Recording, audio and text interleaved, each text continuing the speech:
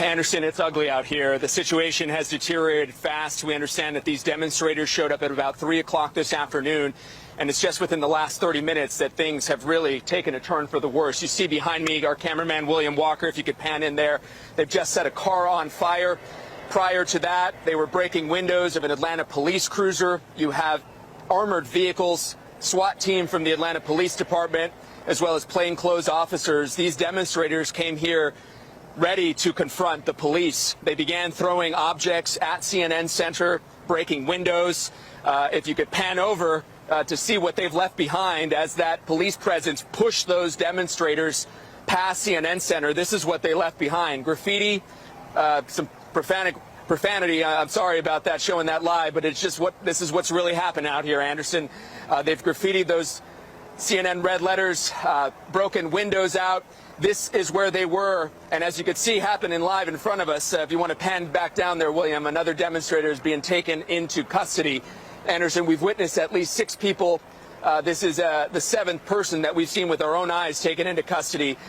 These objects were thrown with aggression at the police. We did see at one point tear gas, what we believed was tear gas, fired at the demonstrators as they've been pushed back towards the main intersection. If you're familiar with downtown Atlanta, that is right at the main intersection of Centennial and Ted Turner.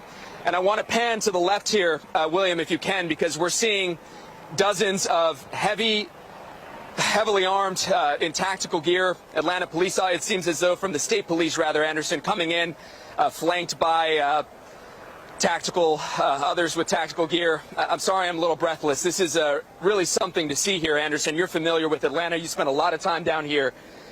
This is nothing that I've ever seen happen. You know, even prior to coming down here, you know, there was hope as an Atlanta resident. This is a place that has really missed out on a lot of the violence throughout the years, especially in 2015 with that rash of police shootings against African-American men. There were demonstrations here, but nothing that turned violent, certainly nothing like this. Hey, I'm sorry, officer, can you just, thank you so much. I know you guys are doing your job, keeping us safe. Anderson, for our viewers out there, we are from a vantage point. We're behind the Atlanta police line. Go ahead, Anderson. Yeah, Nick, if you can just give a sense, it's always hard to tell sort of how many people are involved in this, how large this is. Do you have any sense of, obviously with the crowd, it's hard to tell, of crowd size? Because we can see some people obviously in the background, and obviously we see those police, armored vehicles and in tactical gear as well. Do you have a sense of the scope of this? Yeah, we hate to estimate on numbers, you know. We hate to do that without talking to the police, but just from, you know, an educated guess, Anderson, there's over 1,000, perhaps even more than that. You know, some people are wearing masks. You know, we have the coronavirus happening right now. You know, the pandemic that hasn't gone away. You know, and you really don't know if those that have showed up are wearing masks because they're afraid of the virus or because they want to conceal their identity while they're confronting law enforcement. We have seen a lot of patience on the side of law enforcement so far here in Atlanta. They were trying to reason with the demonstrators. And again, as I mentioned, it's within the last 30 minutes that those individuals began throwing rocks at CNN Center, breaking those windows. And that's when police made the decision to decide to advance. That wasn't welcomed, obviously, by those that came here to demonstrate. Go ahead. And Nick, the vehicle that's on fire, it looks like it's a police vehicle. Was that, obviously, I assume, somebody threw an incendiary device? Or, you know, a Molotov cocktail, something like that? We saw black smoke starting to come up, you know, right before we came on air with you. It just started right before this live shot. We don't know what they did to set that on fire, but, you know, right before that, Anderson, they were breaking out the windows of a police cruiser. All those cars had been parked there as a way, I assume, to act as a barricade to flank the demonstrators that were outside of CNN Center. We don't know what caused that police vehicle to go up in flames, but it's on fire now, and of course, I'm sure there's concerns about it exploding. We're far away enough from here, but it's still, you know, this is terrible to witness. It's terrible to witness, Anderson.